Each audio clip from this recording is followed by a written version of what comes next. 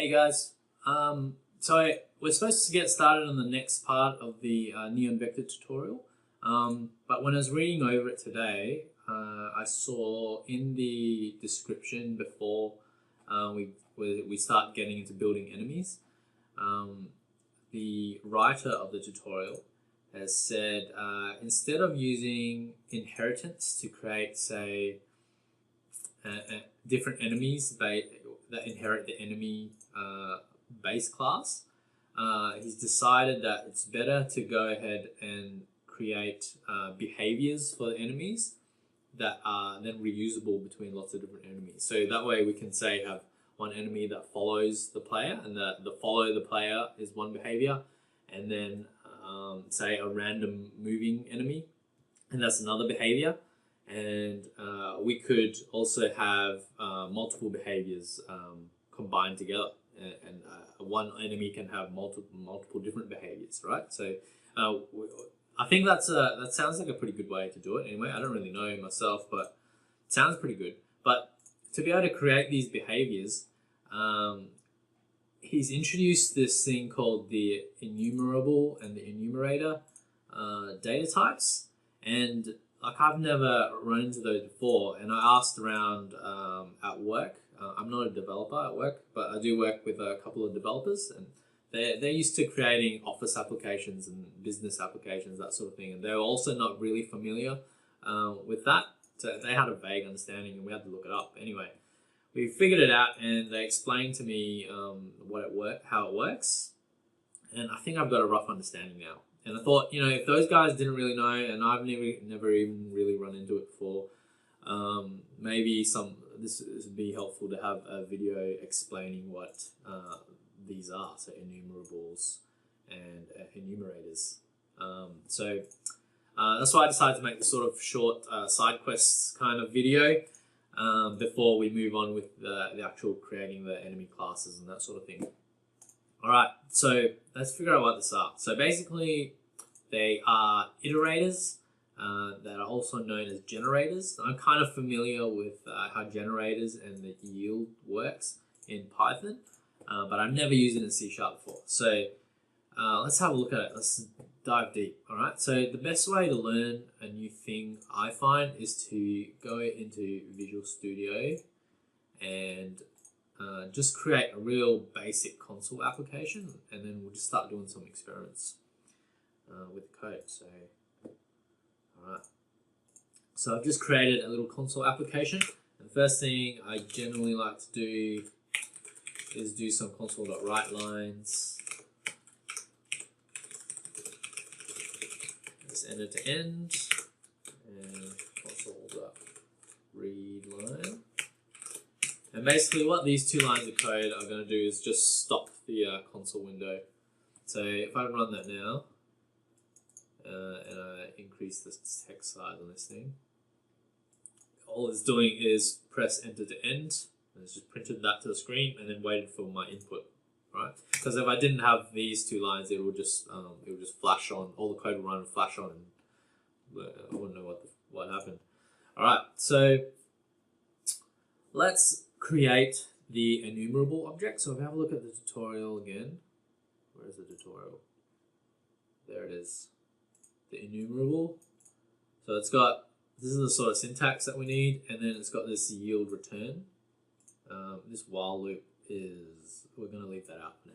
All right, so I'll show you what this is. Okay, so enumerable. So enumerable.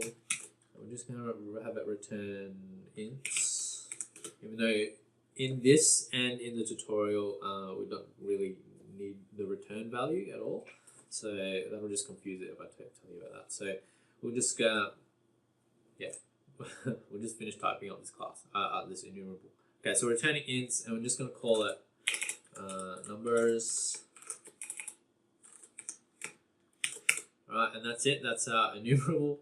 And then what we can do is go yields. We're going to go yield, return 1, yield, return 2, yield, return 3. All right. And you see how it's green squiggly? It means we've declared it, but we're not using it. It's kind of like doing int x. And you see x is like green squiggly because it's not being used. Okay, so to use it, we need to create an enumerator out of it. And the way you do that is you declare the type. So enumerator type, and the enumerator type with int values, with int data types. And then we're going to call this one number. And how do we do that again? Okay, yeah, that's right. Number equals numbers. So numbers is our enumerable object.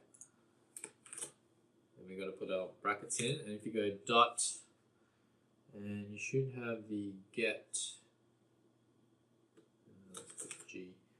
enumerator method. And there we go. Alright, so then now this get enumerator from our numbers enumerable is going to return an enumerator object and store it into the number value there, number variable type there. So, alright, let's go. So number, so the first thing we're going to do is go number,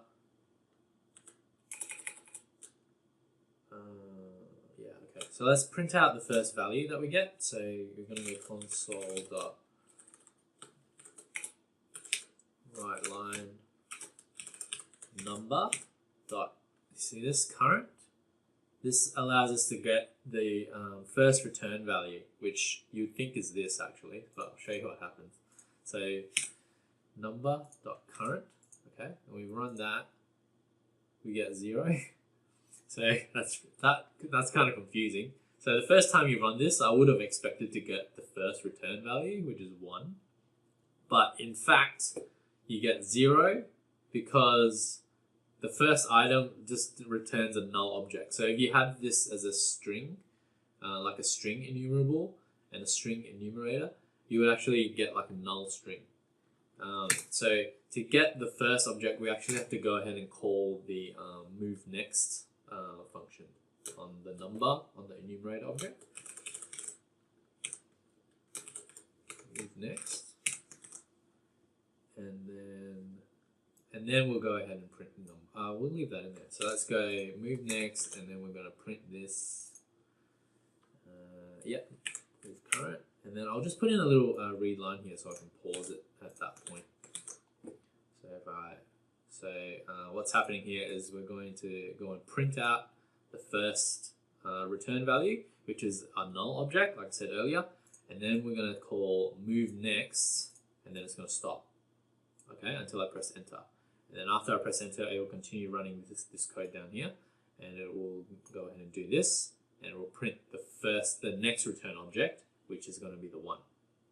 All right, it's yeah, you get it. So let's run that, and just as I said, so it's gone and done this, returned the first object and printed it to the screen, and that's a 0. That's a null object, right? It hasn't gotten to this bit yet. And then where's it gone? And then we've gone and done the move next. So it told the enumerator to say, okay, go ahead and move on to the first section of code where it actually returns the first value. Let's get that back open. And then it's going to pause, right? Because it's read lines waiting for user input. Now if I press enter, it's going to run all the code in the enumerator up to that return object and then return that 1. Okay, so I press enter.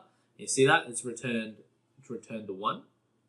And then it's just gone to the next bit because there's nothing else and it's ended. Alright, so if we want to print all the lines of code, we're going to have to call move next and then print line a couple more times.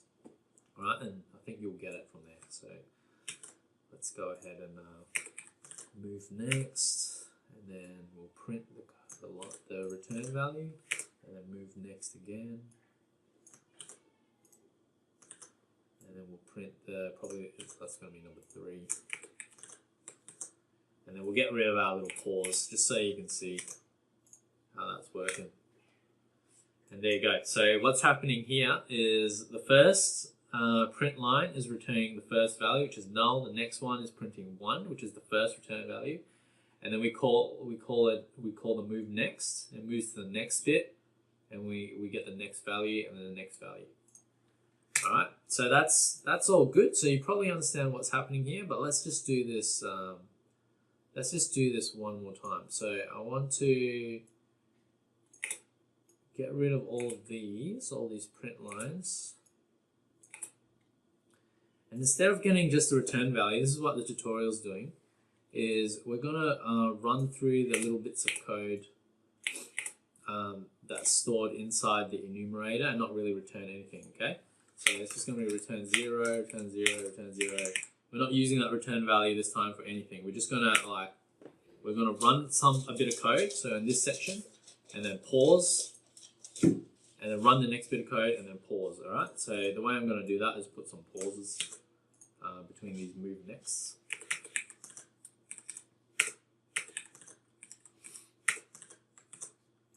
Okay, so let's do this. So this is gonna be, we're gonna print strings, right line,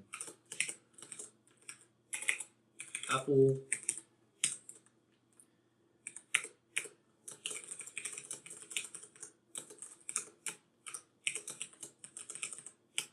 banana,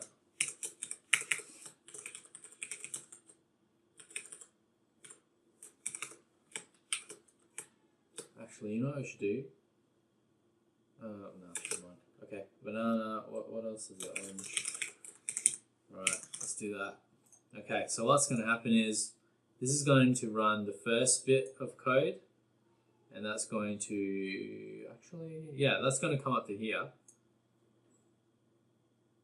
And then the next time we do it, and then it's going to pause, and then we're going to run move next again, and that's going to come up to here.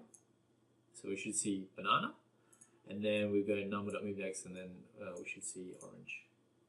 I don't know if I accounted for that null value or not. Let's see what happens. Okay, so we'll run that. Okay, so the first move next has gone and run, and it's gone ahead and ran the first bit of code until we got to that 0. And then now if we press, and then it's gone to hit the read line button section there. So I have to press enter, and then it will run the next move next section here, and then print the next line, which is banana.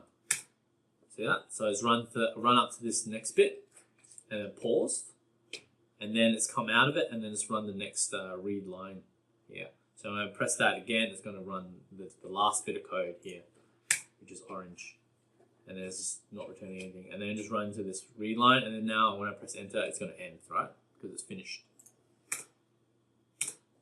And there you go. Now the other thing that you might want to know is this number.move next. So move next returns true or false. So I'll just do this last bit, okay? So and then we'll get into the next bit of the next video. All right. So we're just gonna go. Let's just make a variable here. Bool return value. Just declare it up there, and then we'll just call it return value equals that. It's pretty weird, eh? Keep calling it and you get different values. It's weird. Alright. Oh yeah, we need to print them, don't we? Alright, console.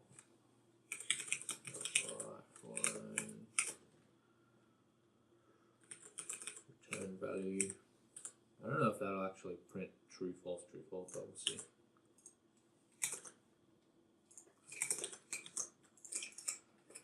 Alright, so let's have a look at this.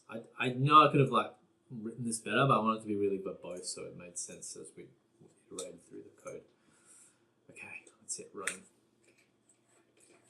Okay, so you can see it's got we've gone and run the first bit. So move next has activated this bit of code. It's run apple, and then it's returned nothing, and then we've gone to right line and returning the value of what we got from move next, which is true. Okay, and what that means is that true means that there's still another value that it can generate for you. right? So we keep iterating, and we go through and do the exact same thing. So it was paused there. We go back into that enumerable and then print the next bit of code, and it's read this bit and it said, okay, I have print banana. So it goes and prints banana, and then it returns 0, and then exits that enumerable.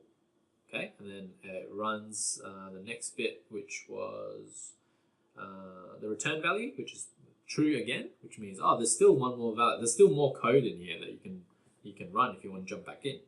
So we jump back in, and in the next move next, so it moves beyond that part, and then comes down to orange, and it goes reads the next part of code, and it says, okay, so now I have to print orange screen. So it goes and does that, and then we get to the return value again, and it still says true.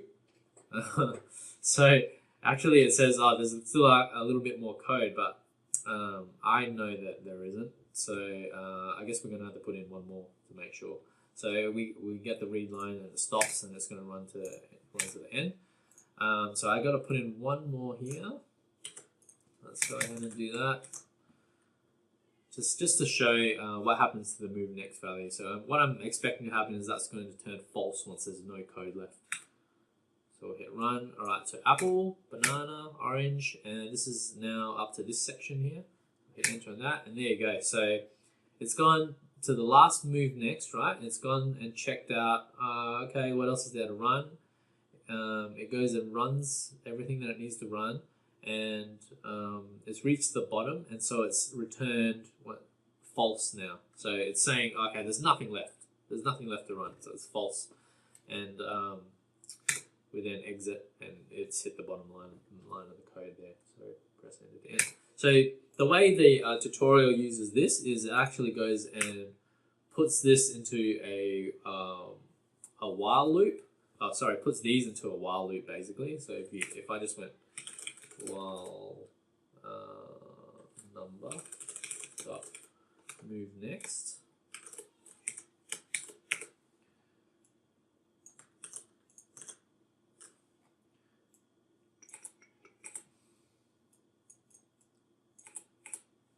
Alright, so what's going to happen now is it's just going to keep repeating all that code, right? Instead of me having to copy paste everything. So it's going to keep repeating all that code until that eventually returns false. Alright, so let's run that.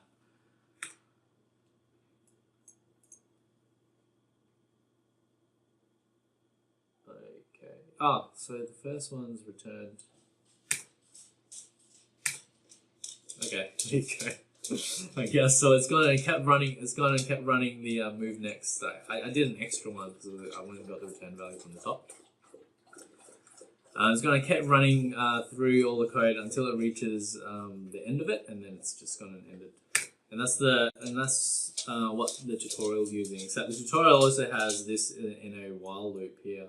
So that's actually going to keep running, right? Because you want the enemies to keep following the player ship. And yeah, that's it, guys. I hope you understand how enumerables and enumerators work now. Alright, next video we're going to get into creating enemies, which is probably a lot more exciting than what we've done today. Cheers.